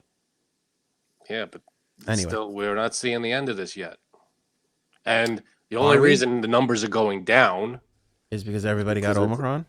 It's because everybody don't. No, it's because before Combined with Omicron, we The got vaccine? the vaccine. It helped. You can't say it didn't help. Of course it helped. I'm not saying it didn't help. I'm saying you have Omicron combined with the vaccine, and it looks like this maybe Yeah. kind of ran its course. I hope so, but it's I'm not saying that people should still get vaccinated. They should. I believe I they think should. you're saying you're anti-vax. What am I related to you? People are complaining about poor Olympic conditions. I gotta jump off. No, you don't. That's what she said. People, do you really have to go? Yeah, I really do. We're not going to get to your job escapades. Oh story again. God. By the time we get to the job escapade, you're gonna be tenured in your next job. It's not even gonna matter anymore. Your call, J Sabs. If you got to bounce, you got to bounce. Yep, there's the salute. I like it better when you just left. That was my favorite. Just Well, peaced out. like People are complaining about Olympic conditions. I feel like we get this every single year, Frank. Like every single year we get These are rough though. Conditions in the Olympic Village are so awful. Yeah, this feels like it might be a little bit more rough than usual. Does it vary country to country? Like, are the conditions better? Like, if you go to this hotel or that hotel, is it a different setup, or is it the Olympics? This is what you're getting, no matter where you are. Because it's not hotels. They build these Olympic villages where they all stay in these apartments and shit. Yeah, but when they do, like when they had the Olympics in Montreal, they stayed in the big hotel that's there. It was like it wasn't just the village. They had that big hotel that's still up. It's still there. I don't think they built it just for the Olympics. Oh, Le Big Hotel. Right. The one that's all, it looks like all cubes and blocks and stuff. You know that one in Montreal? No. It's like a weird shape. I'll have to I look gotta at look that. it up. I gotta look it up. But they don't just build. They have hotels that the Olympians stay in. Hotel. I'm looking at it. Yeah, I'm sure there's hotel. I'm sure they do use hotels in addition to the Olympic Village. But German alpine skiing coach Christian Schweiger criticized the catering in Beijing and raised concerns about limited food options to fuel the high-performing pro athletes, saying the catering is extremely questionable because really it's not catering at all. There are no hot meals. There are crisps, some nuts, and chocolate, and nothing else. This shows a lack of focus on high-performance sport. Supposedly, Team USA came to Beijing bringing extra food to the Winter Games, including bags and bags of pasta. Aren't they allowed to Are they allowed to leave and get food outside of the village? No, I don't think so because of protocols. Protocols, Everything is different now because of protocols, which they're saying is not being handled well in the Olympic Village either. That's wonderful. Yeah. I mean, what are we doing with it? Did you see the picture? There's a photo of the food that they get on the trays. It's disgusting. No, I didn't see. Really? Oh my God, it's all over the place. I'm surprised you haven't seen it. Yeah, I'll bring it up. Try and find it. Everybody keeps running this video of the skier that got knocked out and just was like a dead fish rolling down the mountain. Did you see that one? It's a horrible video. Skier got knocked himself out or herself out. I don't even know who, and then just continued to just slide down the mountain because Yikes! You just keep going. You just keep going. It's crazy to watch, but people keep just throwing that all over the place. Anyway, maybe the thing I saw was not real, but is it the Firefest lunch? Because it feels like that's what this is too. A little Firefest. No, it was a tray. Government cheese on a piece of bread. It was close enough. It was a tray of disgusting, you wouldn't even get it out of a TV dinner. It was disgusting looking. You should see the comments. Accommodations are unreasonable. One athlete says that they cry themselves to sleep every single night. Yeah. One says, I sleep all day only because I don't even have the strength to get out of bed. I only eat 3 handfuls of pasta a day because it's just impossible to eat the rest of the food. My stomach hurts. I'm very pale and I have huge black circles around my eyes. I want this all to end. I cry every day. I'm very tired. Oh my God. That's what Kimmy Lehman's put in an Instagram post. That is ridiculous. I feel like we could do better than that. Mm. Why can't I find this now? It was everywhere. It's all over. If we learn anything from the NBA, though, people don't like to screw with the Chinese government because there's a billion people over there they could sell shit to. So I think that's the truth. All right, Frank's going to keep looking at it. We'll roll through the rest of the stories. Peter Thiel, I found this to be pretty surprising. Peter Thiel is leaving Facebook's board to support Trump-aligned candidates. Peter Thiel is a tech billionaire who has been on the board of the company ever since Facebook began in 2005. He's one of the first early angel investors, and he is backing numerous politicians in the midterm elections. Thiel, who's 54, wants to focus on influencing November's midterm elections, said a person with knowledge of the situation of Mr. Thiel's thinking, who declined to be identified. He sees the midterms as crucial to changing the direction of the country, and he is backing candidates who support the agenda of former President Donald Trump. Over the last year, Thiel, who has a net worth of an estimated $2.6 billion by Forbes, has become one of the Republican Party's largest donors.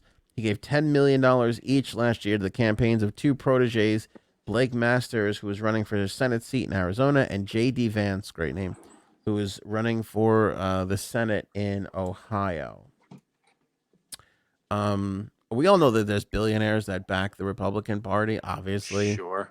But I feel like that whole Soros pays for everything that the Democrats do wrong and blame on the Republicans thing kind of would ruin the Republican Party. They kind of love this whole, like they had the Koch brothers and they were like the evil people and that's all they kind of talked about. Right. And now you don't have the Koch brothers, and yeah, I mean, they were going under this, again, the kind of thing that Obama set first, which is like, oh, the donations of the people, the donations of the people.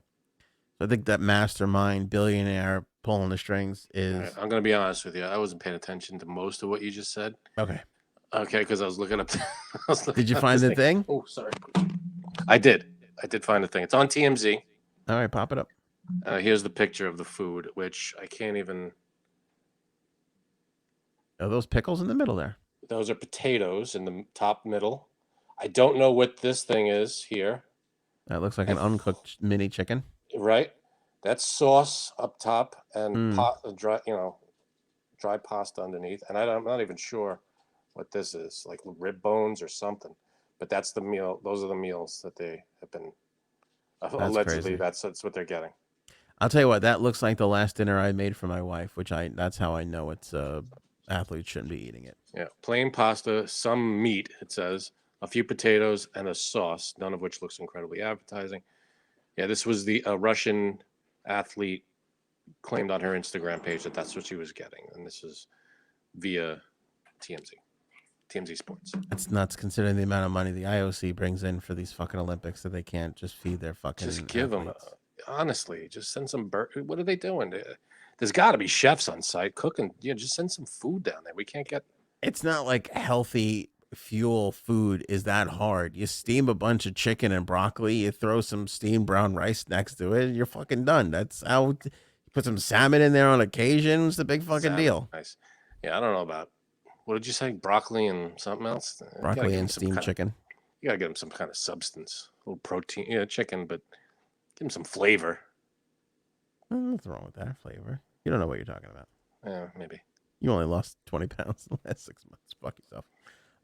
The Freedom Convoy of truckers and other protesters gathering in Ottawa have forced the Ottawa government, Mayor Jim Watson, to declare a state of emergency, saying the protests posed a serious danger and threat to the safety and security of the residents. So it's still happening, this convoy. Mm-hmm. This has been going on for, what, a week now? Perhaps a little longer than that. The protests originally set to against the COVID-19 vaccine requirement for cross-border drivers has developed into a demonstration against the Trudeau government and its policies, according to Reuters, which goes back to my previous statement of I think people are going to start backing off of this stuff. The other thing, besides the truckers, the NHL came out and said that if the Canadian government doesn't back off of these restrictions, the Canadian teams are going to have the right to go into the United States and find a place to play for the rest of the season.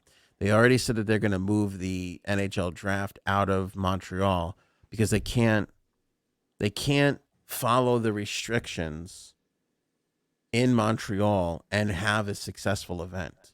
These events, these games, they're money makers for these leagues. They can't continue to hemorrhage this money, especially given the circumstance of what's going on. So they Well, told the Canadian what are the restrictions? I don't understand what's happening. people What are aren't allowed on the arenas. They can't sell tickets to the games they? anymore. 0 people are allowed.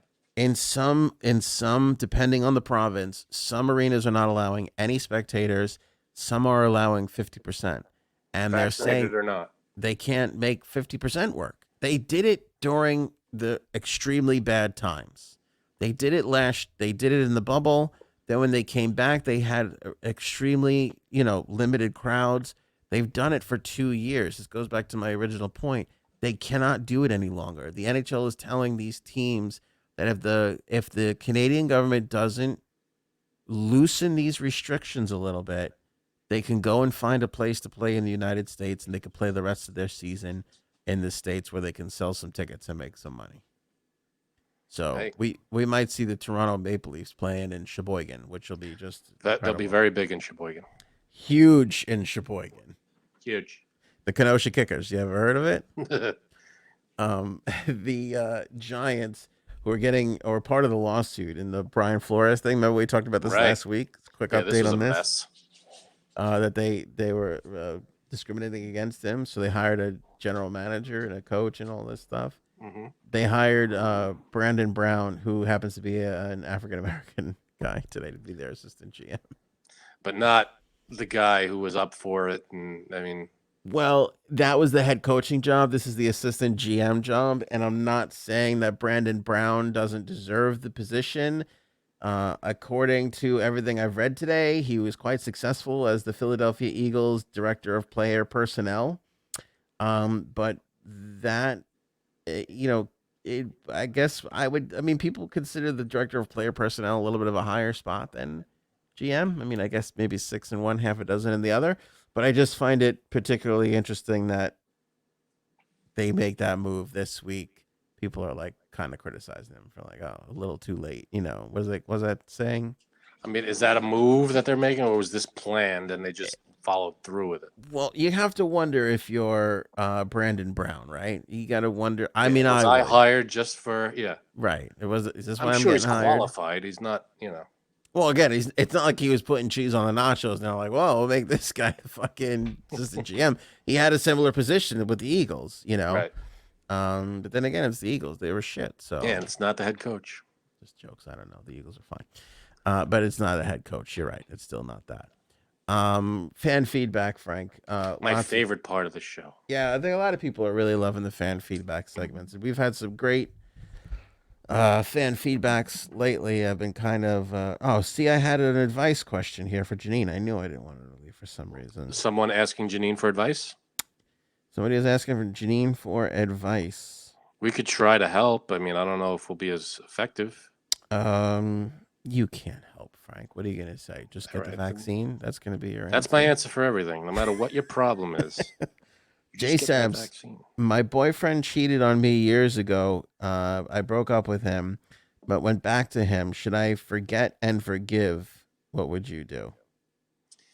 See, I know you didn't ask us, whoever that person is. I know you didn't ask us, and Go ahead, say it. He should listen get to us or vaccinated. don't listen to us. Get vaccinated. Wear a mask is what we're saying. I mean, Wear a also mask and, jumpstart coffee. and do doggy style. Remember those first couple of CDC warnings? Only fuck doggy style, so as to not Right. give each other COVID. Yeah, no, I mean, there's a lot to consider there. I mean, cheating, that's one of those things. It's hard to forgive that, hard to get them to move on. Depends on your relationship, what the circumstances were, maybe. I don't know, but it doesn't seem like that easy of a thing to get over. Yeah, I mean, I think this is on a case-by-case basis, but I couldn't. I don't know if I could get over that. I just can't. Or you say, yeah, sure, but yeah, I gotta, My little during our girl- relationship, I'm gonna stray once too, and you gotta be fine with it. Yeah, my little girlfriend in the 6th grade went and kissed somebody else. I still haven't gotten over it. I still haven't forgiven her. See, So, that's just that's me. fucked up. We're putting out some more reels, quick clips, reels, TikToks, Facebook reels now, just to kind of throw little clips of the show out there, and people are watching reels, the videos that are portrait size, quick form stuff on their phone. So we're doing that a bit more on the show here. We put Frankie C talks to Trump for the first time. People got upset by this. They got upset? Yeah, they got upset. Rocky wrote in, go do some research. I'm out of here. Classic. Bird wrote, you have, by the way, this is not, we have Bird BYRD, who's very nice and supportive all the time. This is Totally. BIRD. Okay, different bird. Different bird. It's a bird of a different color. Well done. Well done. You have way better clips for a highlight reel. This clip is divisive and clearly shows bias. Yeah. So? William Wallace wrote in, this is amazing. Wait a minute. How did he do that? Thrilled. Just earned an unsub. He just wrote freedom. Just earned an unsub. Pick a side, Anthony. Have some balls. Nice. Yeah, I'm glad we earned something. I thought I was on the side of both sides are bullshit, and I'll just pick whichever one I like on a particular issue. You haven't picked though. But I guess I'm an idiot. Used to be these people were idiots. Used to be if you just aligned yourself with a political party and blindly voted with them, you were kind of an idiot. I would love to go back to those times. Yeah, but if you do your research, then you're not blind. Right. But now we've fallen into some other bizarro 1985, and I don't know what the fuck is going on. I'm just glad we earned that unsub. Yeah. I me too. We weren't just handed it. Yeah. We did some work for that. By the way, hi, William Wallace. I know you're still fucking watching. Right. Here in Pittsburgh, Pennsylvania, we put coleslaw and fries on our sandwich from Primanti's. Remember we talked about that last episode? I said Primanti's sounds good. Fries. Coleslaw on a sandwich is underrated. Agreed. I dig. Deuce Ex Machina Motorsports corrected me and said they put both coleslaw and fries, to which I responded, #real Americans. These are the real Americans. You and I are bullshit, Frank. Okay. We don't know what it's like. Can you put macaroni or potato salad on a sandwich? Oh, all the way. Yeah, for all three, huh? I live and die by potato salad. Throw a little bit on top of the fucking thing. You know what I'm surprised is not more popular? And this is a hardcore Italian thing. What? And Frank's done this too. You're gonna watch his face as I describe it. Saturday afternoon, get that huge loaf of Italian bread. Here we go. Potatoes and eggs. Bread. Potatoes and eggs on the bread. Am I wrong? You're not wrong. What, the omelet? You make an omelet, potatoes and eggs? You fry up the potatoes in the thing, then you throw the eggs in. See, I wasn't always a huge fan of it, only because whenever I've gotten it, like when I was a kid, it always had a ton of onions in it. I couldn't stand that. Mm. So I love omelets, all shapes and sizes, but leave the onions out, and I'm good. I'll eat every omelet. Well, that's the thing. I'm surprised people aren't making more of a thing out of that. Because there's a real big, like TikTok, that's all I see. There's this one guy who looks like he should be running Magic the Gathering card game channel. And he walks around like, oh, Kujin and the fucking thing. And I fucking blocked him because I don't want, there's a thing now, you don't have to see people. Like if you don't want people to come on your thing anymore, you could do it. I had to do it. I can't stand this fucking guy. And what was his problem? He was just over the top. Over the top. So you were offended by that stereotype? I'm not offended. I'm annoyed. I don't want to see that shit. All right. Especially from somebody who doesn't look Italian. I mean, he just looks like he should be running a fucking Dungeons and Dragons support group. And he's out there acting like... to all my Dungeons and Dragons fans out there, we love you. Yeah, anyway. I'm Anthony surprised. Doesn't. But there's like 20 guys now that just go around like, oh, you don't understand the prosciutto from this place. And it's so fucking... And it's like... There's like 3,000 prosciutto places that are great. The way you feel about that is very close to the way I felt about The Sopranos when it was out. Yeah, is that right? It's the prosciutto, the fucking Baba Go, and I'm like, come on. Even when we watched the movie, the movie was worse. I'll give you that. The movie was worse than the series. We should have played bingo. How many of those terms they put out? They hit all the stereotype Italian terms. Pammy Rose, Pickle, Jonathan, you name it. The voila thing. I took it on the chin for that last episode. That was a beautiful moment. Deservedly That's a highlight so. reel right there. Yeah, that's gonna be the next thing. Viola? That's gonna be in a future clip. And it wasn't even spelled Viola. It's VOI, from what I understand, right? Oh, is that right? I think voila is VOI, but I could be wrong on that. Boy, did I really fuck that up. Yeah, that was a good one. Priscilla. Just from context, the end of a recipe. Voila. I'm an idiot.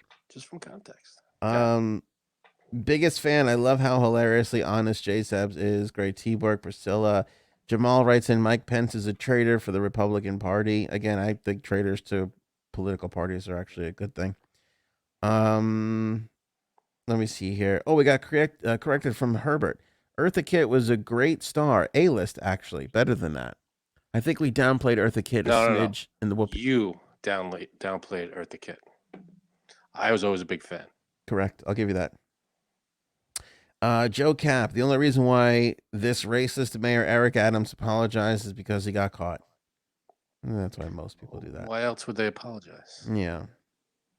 They're not going to apologize for something they didn't. I don't know. Maybe that's me. Nobody knows about it. Why would they apologize? Yeah. Gail on the Trump and Biden. Oh, this one was about the Biden filter. You are too funny. It looks so real. Love you guys. That Biden filter does look really real. That Biden filter creeps the hell out of me. Yeah, if you want to see these, you just go check out the reels. They're on Instagram. They're YouTube short clips. They're on TikTok. Links on AnthonyOnAir.com. I don't know. There's so many places now. We got content everywhere. I can't. Fucking exhausting. I can't keep track. Somebody told us to do our research, but they put it a different way, and I was like, I got to make sure to read this during fan feedback because it was, you know how I say, like, if you say do your own research, that's the quickest way to get banned now on the show. And I took a picture of it because I was like, they found a way to get around it. See, you read one of Priscilla's quotes or comments, but you didn't read the other one. Did I miss one? You missed one of hers. It's Go ahead. I missed. It's better. No. I see. You got to read it because it doesn't. If I read it, it's not gonna do justice to what it says. Priscilla. I don't know. Priscilla.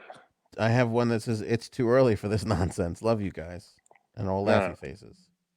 She left it a day ago on our last thing.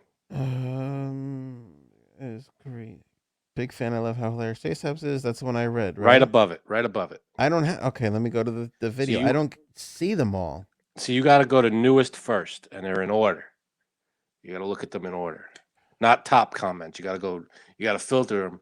On the top, there's an option. It says top comments or newest first. When you do top comments, it doesn't give you all of them. The fuck these. Sue writing in. I'll never let that one go. Aunt Viola is hilarious. I don't see another one from Priscilla. You want to send it to me? Text it to me. I'll read it. All right, I gotta text it to you right now. Boom. I'm gonna send it. SoCal Brat. Anthony, what's the name of the program that you use to have Biden smell your hair? My husband hates Biden. Don't we all? But in an extreme unhealthy way. I must have this program to desensitize him, please. Snappy camera or some shit. Just sent it to you. All right, let me see what I got. Yeah, 2 for 2 on fan feedback. Whoop whoop. I'm definitely fapping to Frankie C after this. Just saying. That's a fan. Hey, enjoy yourself, Priscilla. Go ahead, knock yourself out.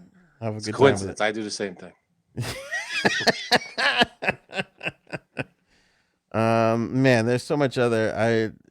Bird. Oh, here the bird that I see all the time. That's great. Bird is the word. Good pal of the show. Againer. I fucking love this show.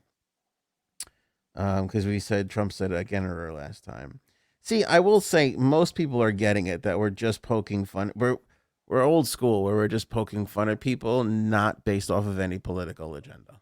No, I am.